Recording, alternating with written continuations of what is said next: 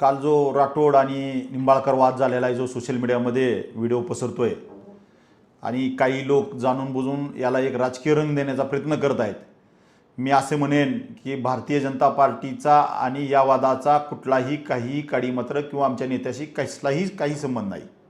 या उलट हे जे राठोड आहेत हे पूर्वी जिल्ह्याचे उपप्रमुख होते, ते उबाटा गटाचे युवा मोर्चाचे उपप्रमुख होते आणि त्यांचा अंतर्गत होता. या आधीही त्यांचा वाद झालेला आहे आणि त्या वादाला कंटाळून त्यांनी त्या पक्षाचा राजीनामा देखील दिलेला होता आणि त्याचा वाद आता हा उपळून आलेला असावा आणि त्यांचे वैयक्तिक भांडण असावे हे.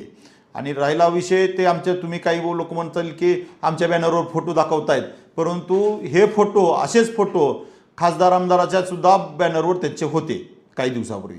या वादाशी भारतीय जनता पार्टीशी किंवा आमच्या नेत्याशी कुठलाही काही काडी संबंध नाही आणि नाहक भारतीय जनता पार्टीची बदनामी करण्याचं काम षडयंत्र सुरू आहे असं माझं मत आहे.